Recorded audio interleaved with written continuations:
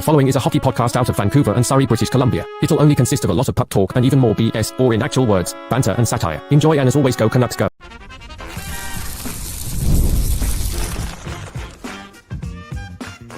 You're Locked On Canucks, your daily podcast on the Vancouver Canucks. Part of the Locked On Podcast Network, your team every day. People, we back doing this, and that's talking about your Vancouver Canucks after they lose. Yes, they lose to the Colorado Avalanche, but yo, it's the holidays, right? Moral victories. That's under the Christmas tree. Open them up early, because that actually was one of them, okay? That was a gutsy effort, even though they lost at home ice for like the 100th time their last 40 games. You know, the people got their money's worth, and the Canucks were the better team. If Dr. Demko doesn't have a unquestionable, preventable maintenance, Papatias, whatever is happening to him type injury that's making him have maintenance days, the Canucks win this game because, again, you know the deal. This Kevin Lankinen deal is not looking good. But yeah, let's not harpoon on that, okay? Let's be positive. Let's get to the Callum Sandu saying no energy vampires tonight. Only positive vibes coming out of that Vancouver Canucks game. Okay, let me know in the comments why that's the case. Is everyone positive today? Is everyone happy? Because I feel like that's the vibe. And again, that's because we know the deal. We know the deal. The Canucks were the better team. They're the better team. They just needed more from Kevin Lankinen. Nancy saying, what? Kevin Lankinen made some great saves. Yeah, he made some great saves, and he allowed 5 goals, and he allows 4 goals once again this season. And, you know, come on. We need a little more. This team needs points. And they co-signed Kevin Lankinen to be their safety blanket just in case Thatcher Demko got hurt. And, you know, also be their safety blanket so they could, you know, make Thatcher Demko a part-time number 1. And even on that recipe, Thatcher Demko still gets hurt. All in all, though, they just need more consistency for Kevin Lankinen. Now, he did play last night. They got the dub last night. You know, playing back-to-back, you're going to be tired. It is what it is. But just the rebound control wasn't that great today. I just feel like the Canucks needed more from him, especially in overtime. But hey, it's overtime, right? End of the day, there could have been a beautiful goal by Cale Makar a couple seconds earlier, but boom, bam. We saw the play. Elias Pettersson diving on the ice, saving a goal in overtime. And again, we're keeping it positive, and I'm going to get through a lot of comments. Can you guys produce the show today? You guys give me all the topics. But all in all, a very polarizing game for Elias Pettersson, okay? Hits the post, is shooting more. I thought it was, you know, one of his more noticeable offensive games in the last, like, 150 games he's played. Which isn't saying much, but to be honest, he was going up against some stiff competition. Did get outclassed by Nathan MacKinnon, obviously, because he's just like the best player in hockey. But all in all, again, Elias Pettersson on the draws, at times defensively, not all the time defensively, because again, look at the stats. Nathan MacKinnon kind of burned his line when he was on the ice. But again, there was this noticeable effort from Elias Pettersson, and to keep it simple, and I always mention this, the Elias Pettersson that I want to see on the ice, yeah, I want to see the offense, but I also want to see this dude being the hardest working player on the ice. And right now, Elias Pettersson is doing that. And just outside of that one play he made in overtime, dive in, making another beautiful play, preventing a defenseman from, you know, getting a clean look to the net. We've seen that so many times this year from Elias Pettersson, just being cerebral defensively, in the defensive zone, blocking point shots, doing all that. And he did that thing against Cale Makar. But how about his work in the face-off circle tonight? Right? And I know it's just face-offs, but he was getting poo-pooed on weeks ago when he got dominated by Sidney Crosby after taking all those draws. But tonight was somewhat of a masterclass for that dude in the face-off dot. And I don't know. Again, Elias Pettersson, Mr. 11.6. Not everyone is in love with this guy right now. But you got to best believe that an instinctual player like Elias Pettersson is going to use that as, you know, some sort of confidence boost to be dominant in the face-off circle moving forward. And I know faceoffs are a bit of a microstat. You know, it's a boring thing to talk about, but look at all he did on the faceoff, whether it be on the power play, whether it be just, offensive zone draws and whatnot. The Canucks were able to possess the puck, get the puck to Quinn Hughes, and just make havoc happen. Right?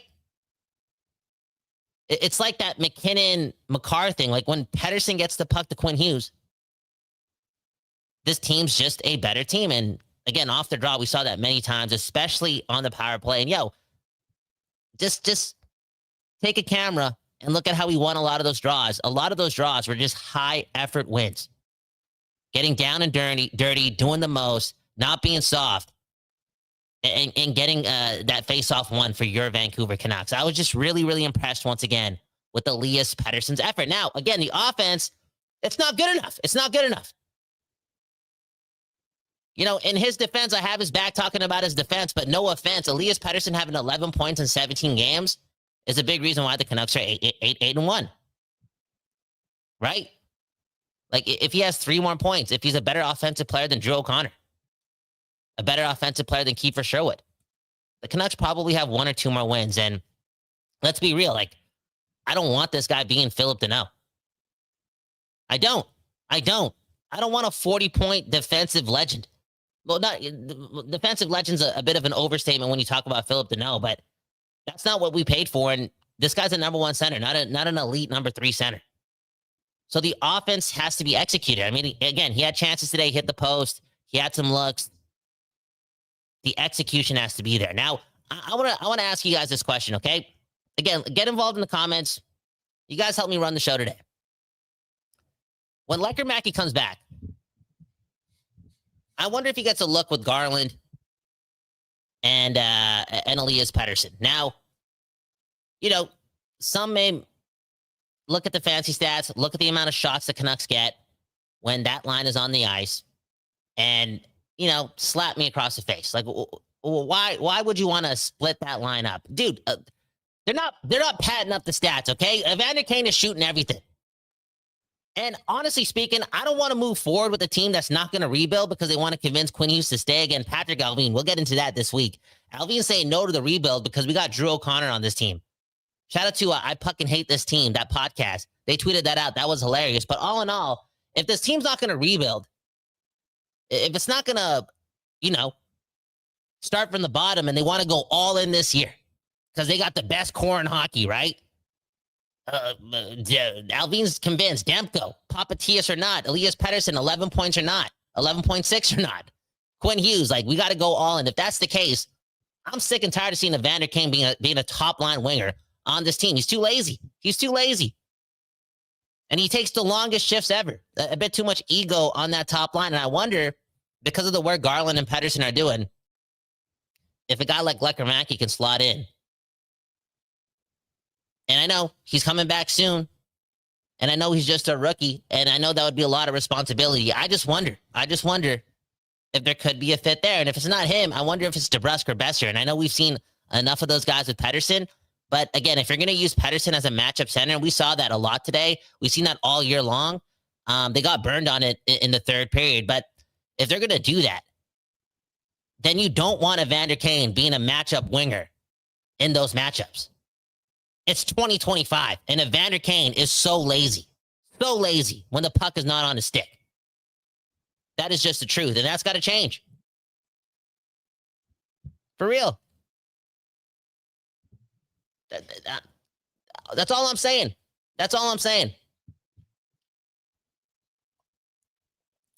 Evander Kane playing too much.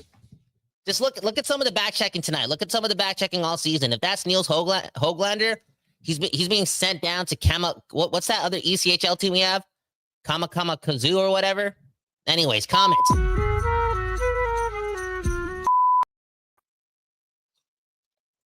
Oliver saying the fans were ripping Kane tonight in the stands. Ricky saying Kane is always losing the puck in his skates. All in all, for me, when I watch Evander Kane, again, he's inflating the amount of shots this team takes when that line is on the ice because, again, he gets the puck, he starts moving his feet, he puts a shot on net. Can't make a pass, but he puts a shot on net. And there's moments there, again, when the puck is on his stick, but as Oliver alluded to, and if you're at the rink, you can definitely see it, and you definitely see the body language.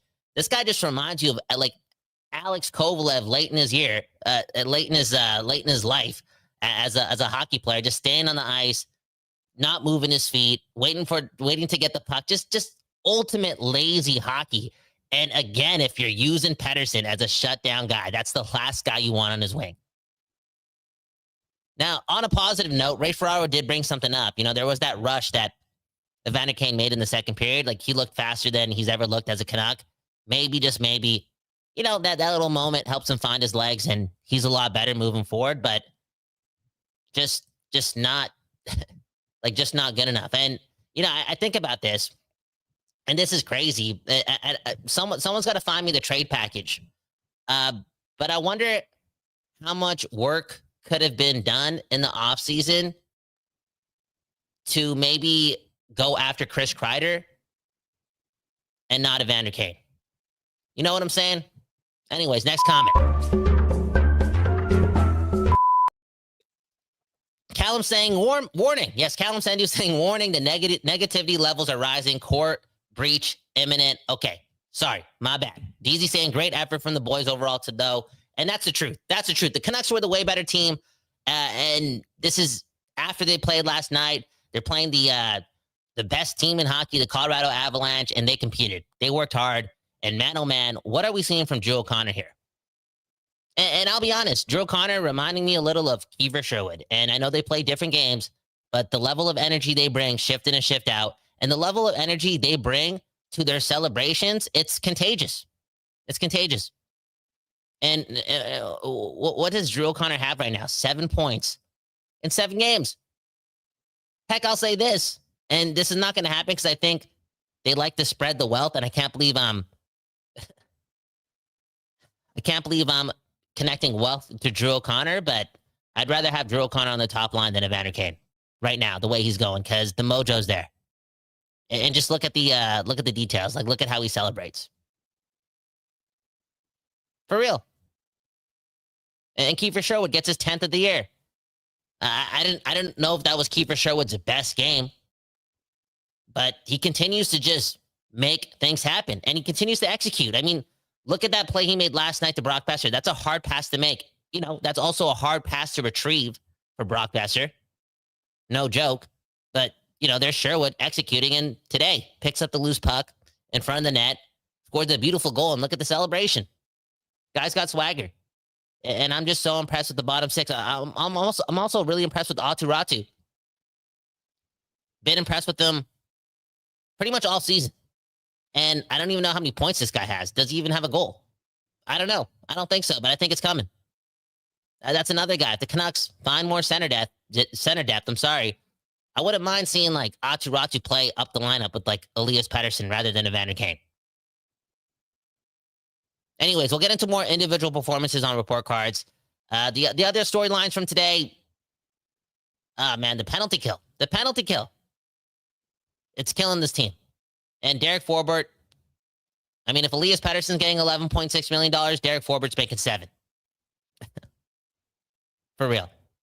And I also can't wait for Teddy Bluger to be back. And, the penalty kill has been horrendous all season long, and you could say there's unfortunate bounces here and there and here, but again, just not good enough and too many goals against. And, there was some braggadocious attitude stemming from yesterday's performance on the penalty kill when Columbus didn't score any goals. But, Kevin Lankinen was amazing yesterday. He really was. He really was. All that being said, moving forward, Kevin Lankinen, we're almost at game 20. You got to be more consistent. And straight up, there's a lot of honesty there. You guys call it negativity, but they already did the part-time thing with both goalies, and Thatcher Demko already got hurt. And now Kevin Lankinen is not consistent. You know what I'm saying? That's going to scare this team into playing Demko more, and you really can't even do that. You can't even play this guy part-time-ish, and without him needing maintenance. Anywho, we got Trevor Beggs here. I'm gonna run an ad before we get Trevor Beggs in here. He was live at the game. Hit the like button, support the show. Christmas is in like 3 weeks or something. and we're trying to buy our wives some nice things for the holidays. The like button goes a long way. Again, the Canucks lose to the Avalanche, but this was the moral victory of the year for real. We finally got one. We'll be back to talk more with Trevor on the other side.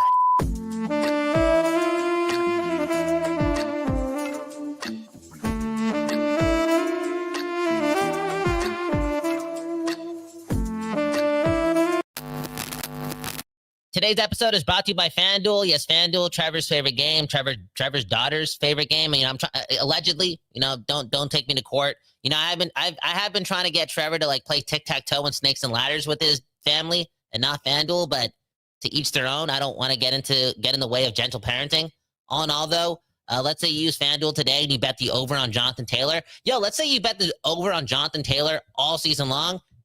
You pay off all your debt and you could afford to take your kid to like Harvard. Okay. For real. That's how good Jonathan Taylor has been. And that's what you can do on FanDuel. And FanDuel is giving you customers $300 in bonus bets if your first $5 bet wins. Yes, that's amazing. That's an assist. And you got to do yourself a favor and play so responsibly because it's not that deep. It's not that deep. Money's the root of all evil. I'm not saying FanDuel is. I'm just saying money is. So you gotta do so responsibly when you play these parlays. And you play with Jonathan Taylor, and you bet the over, and you also bet the over on Romeo Dobbs receptions tomorrow, okay? All in all, use FanDuel. Again, new customers, $5 bet. Boom, bam, you win that. You get $300 in bonus bets. Visit FanDuel.com for all of that, and let's get back to the show.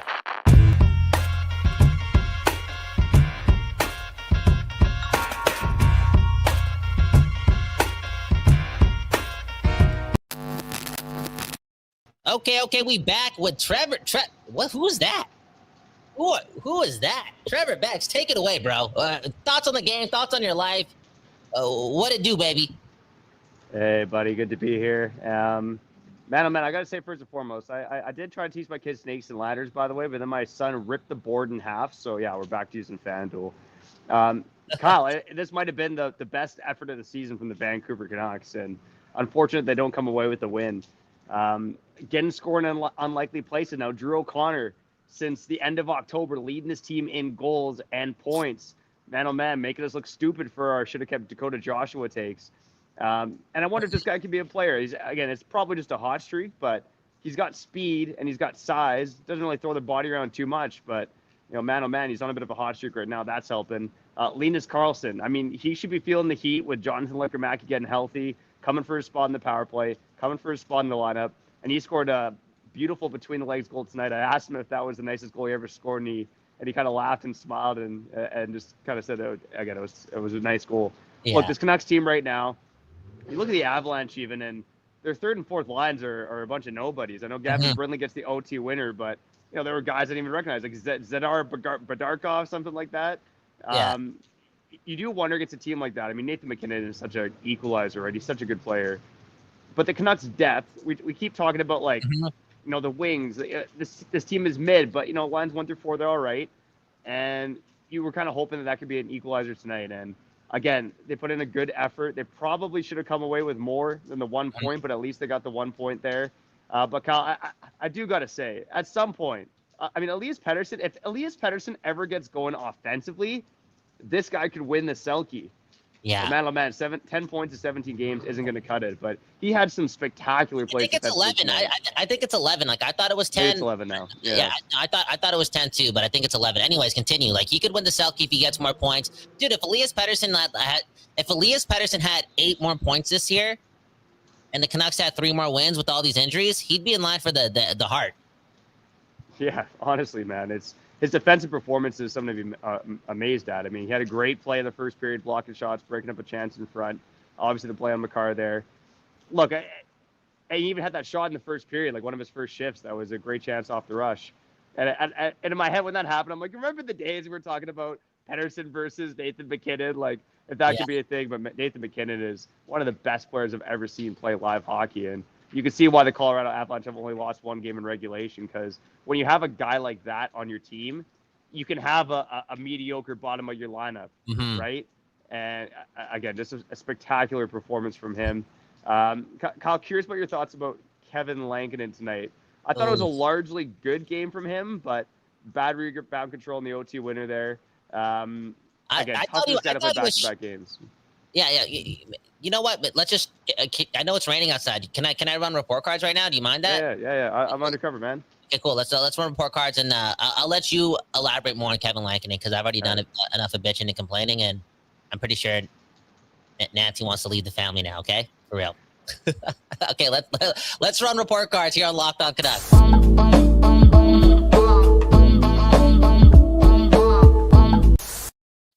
Okay, why don't we start at the bottom with Kevin Lankinen again? You guys already heard me.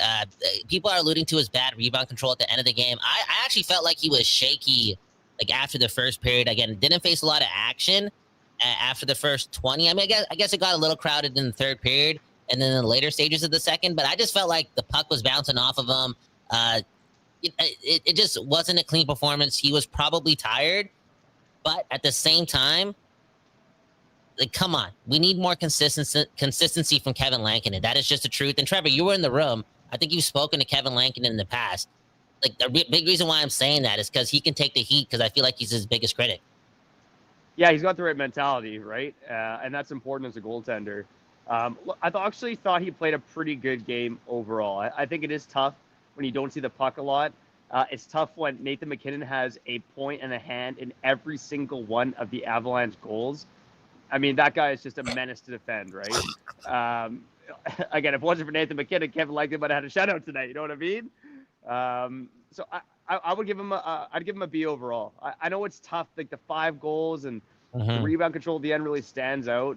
But I largely thought he did his job tonight. It was either Nathan MacKinnon doing Nathan MacKinnon things or Nathan MacKinnon setting up easy goals. It was hard to fault Kevin Lankinen for much aside from the OT winner. Linus Karlsson, I'm going to go next to him. I'm going to give him an A- on the night again. That whole line, even when that Abbotsford Canucks line, they had, I think it was a shift in the third period where they were controlling possession. You hope something breaks for them offensively, and it needs to. I've talked about it before. If it doesn't, like, they're going to get replaced in the lineup. One of those guys. And right now it's probably Archie Baines, and I'm sorry to say that for the Surrey boy. Evander Kane, I'm giving an F, man. Honestly, it was funny. Like, it was a team effort tonight. I believe all but 3 players had a shot on goal. And when I checked towards the end of the third, Evander Kane was one of those players. And just hogging the puck, too. Like, he would come in, have a guy on a rush, and just, like, shoot it wide or off the net. And now he leads the league in minor penalties, too, among forwards. Like, that is not a place you want to be. He's lazy. He's lazy, dude. Okay, so, again, I can't be the only one noticing that this guy takes the longest shifts ever.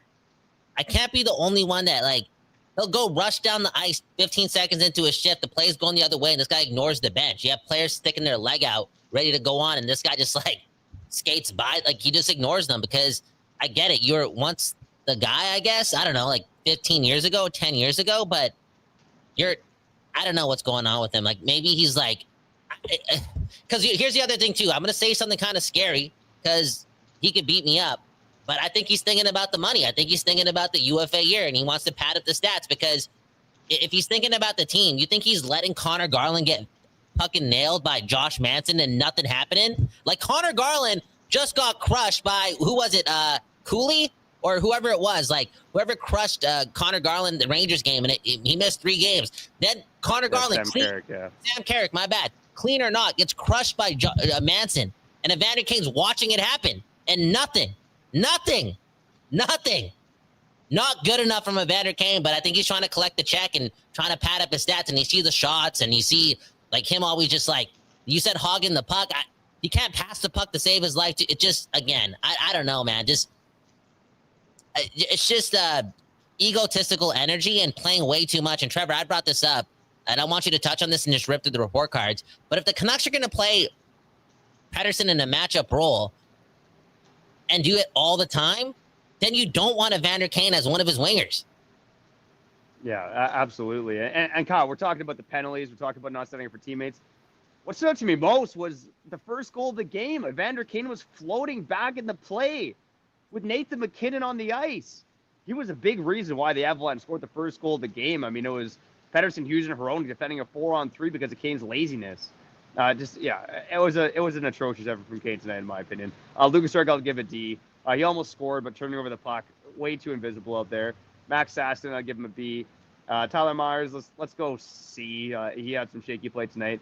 Aturatu, I know I saw some wait, love and hate. Hold up. Just one love on Tyler Myers. I hate him a lot. No, I don't. No, I don't hate him a lot. Whoa. Nice guy, come on. I know he's a good guy. Good, and sometimes I shit on his play a lot.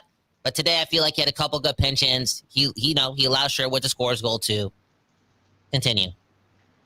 Yeah. Again, still a shaky effort from him overall. Atsu, I give a B-. There's some good. There's definitely some bad in this game too. Kiefer Sherwood gets the A- scoring. +3 on the night if you like the +- stat. Oh. I know, right? Quinn Hughes gets the A+, man. Tonight was a night where Quinn Hughes, to me, proved that he's the best defenseman in the NHL. Cale Makar had his moment at the dying seconds of regulation where you're like, oh my God, is this guy going to steal a point from the Vancouver Canucks? But Quinn Hughes was just flying tonight. I mean, the skating looks like he's back. The confidence looks like he's back. He should get rewarded for it more on the score sheet as well. I know he did get on the score sheet tonight. Elias Pettersson, we touched on him already.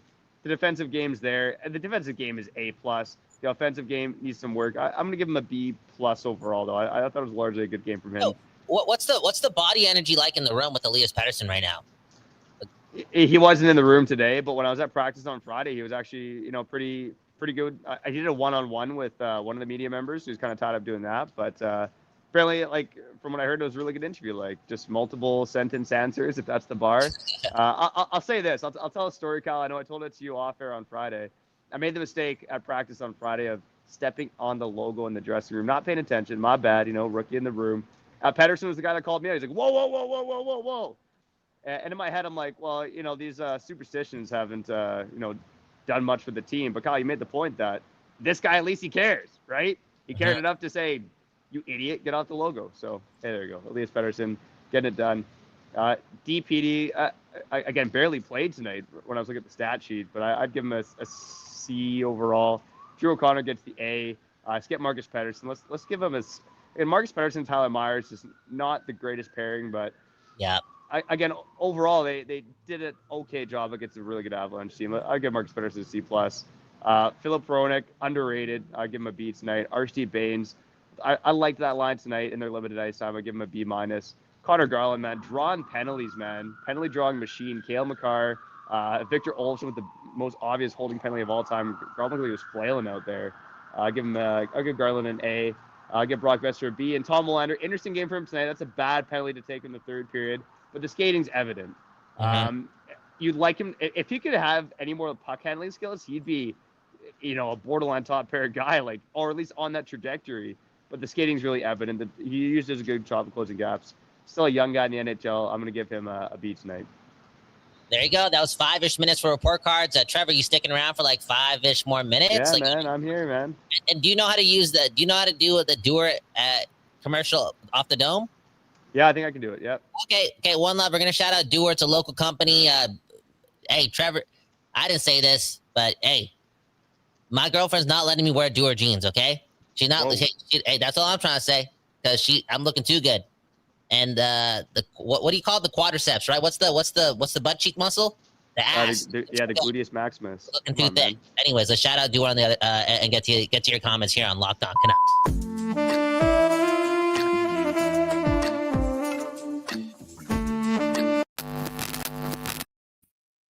Do the Doer, baby, as Kyle Bowen says. Man, oh man, Doer jeans changed my life.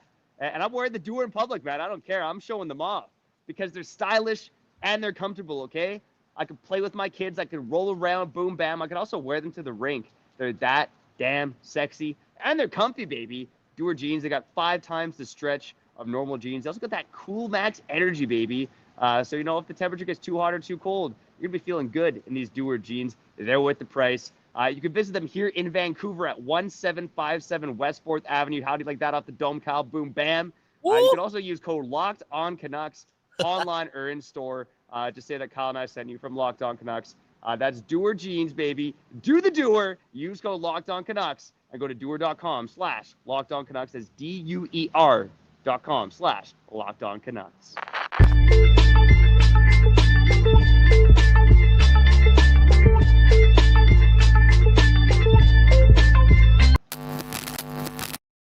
Okay, we back doing this, and that's talking about your Vancouver Canucks. My name's Kyle Bowen. One love to the Don't Doze Art Lot for giving us the place to give you that West Coast bias on the low. And Trevor Beggs, man, Trevor Beggs just watched another game at Rogers Arena. Was the reporter, the journalist, living the best life ever. And again, you were in the room. The fan base is treating this like the best moral victory ever. I don't know, like, again, body language in the room. Like, what was the feeling in there? Give us the report. Yeah, I mean, so Jake DeBrusk came out for media, and Jake DeBrusk is the most optimistic guy of all time. I think it was interesting to hear him talk about the power play, right? He says he thinks the power play can get better, which I think is fair. I know he scored the goal on the power play to tie it up. But Kyle, it feels to me like on the power play, with Pettersson and Besser on the half walls, they're almost pinching too low when they take their shots. Like, they're not giving themselves a good enough a chance to score. Mm-hmm. But again, I think overall the vibe was pretty good. I will say, like, I hopped in late to the Drew O'Connor scrum. It's nice. They're opening up the room. You're interviewing guys in their stalls. It's starting to feel like the old days, man. That's why I got the stash here. Drew O'Connor was a bit more, I want to say negative about the performance, but I think more frustrated that this team couldn't close it out because they had this game on multiple occasions. I know they went down 2 goals, but really through 2 periods, they were the far better team than the Colorado Avalanche. And then the penalties and Nathan MacKinnon happened. This is a game that was winnable for the Vancouver Canucks, so I sense Drew O'Connor's frustration. But Adam Foote, I mean, he's been very positive about his team in the media, even after a loss. And he had a right to be positive tonight, in fairness, because it was a good effort from the team. And look, Kyle, we've talked about the gauntlet of games, and this was game 1 of the gauntlet. 5 more to go. What is it? Winnipeg, Tampa, Florida, Carolina, Dallas. Not quite in that order, but something like that. It's going to be a tough stretch. But if the Canucks play like they did tonight, they're going to get out through this gauntlet better than people think. Oh, 100%. And, like, I feel like, how do I say this? I feel like this was a bit of a statement loss. There's a chance. Like, they have to prove that immediately on Tuesday against Winnipeg. But, there's some confidence that could come from this game. And I know, like, any team can say that after a result like this against Colorado. But there's something about the pace that the Canucks played with and the level of tenacity and also the ability of Quinn Hughes. Like, now we've seen two games in a row on a back-to-back. So physically speaking, like, I think it's safe to say Quinn Hughes is back. Like, when he's at this level, the whole team's a lot better. So you never know what's going to happen on this gauntlet. I know after the Chicago Blackhawks game, dude, I bought myself a PWHL Vancouver jersey, man. I'm getting ready for that. I'm trying to find a cup no matter what in the city, but all in all, like, they kind of got me back today. I'm not going to lie. Anyways, comments. Somebody in the comments, I think it was Ricky. I can't find it right now, but said they were talking about Elias Pettersson's, okay? They talk about Elias Pettersson's defensive performance, and they said, defensive plays can be sexy too. I agree with that. Again, so good in the face-off circle. His compete has been so good over the last, for the majority of the season, Elias Pettersson, especially in the last 10 games, like, he's been working his ass off. He really has. All in all, though, I feel like, we're entering, like, quarter 2 of the season. Like, enough's enough. Like, the offense has to be executed, Trevor, ASAP. Yeah, and I mean, they scored 4 goals tonight, right? But you want to see it come from the star players. And I know Jake DeBrusk scored on the power play tonight. Brock Boeser scored the winner the other night. But man, oh man, like, I know we keep saying it, but Elias Pettersson just get going, man. Yeah. This team could do something, man. They really could. But look, I think it's good that they're getting scoring from depth guys too, right? We can't overlook that. And obviously Kiefer Sherwood's had a hell of a run. He gets a double-digit goals tonight. Man, oh man, how about Kiefer the Reefer Sherwood?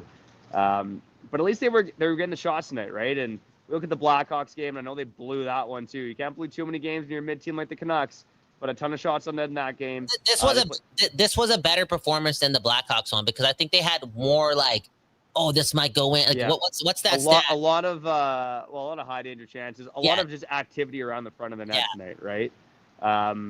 So I do think this team, based on tonight, you can say they're trending in the right direction. You can throw the Chicago game in. There's a lot of shots from the outside in Chicago, but they found a way to win against Columbus. Look, there's been positive signs for this team, and a team that's been pretty bad on home ice for over a year now. They picked up points in back-to-back games. It's a step in the right direction. I think the Winnipeg game is going to be huge. They've had some good games against Winnipeg on home ice before. We'll see if Thatcher Demko comes back. And we got you covered for that on everything on Locked On Canucks. And we're going to end on this note again. Ricky, thanks for all the comments today. You produced today's show. Pettersson's play is close. I am excited. Trevor, I talked about maybe giving him a new line mate instead of Evander Kane. I feel like he can't pass the puck. He can't pass the puck. Plays will die, off his stick. Who was that third guy? They tried Besser. They tried DeBrusque. I mentioned Lekkermack today. Just end it on that guess and then sign us out. I think right now you're at the hot hand and Drew O'Connor, right? With the guys in the lineup. Just get him up there and see what he can do. He's a guy that's going to go to the net. He's going to play an honest game. He's not going to cheat. Not the best passer in the world, but neither is Evander Kane.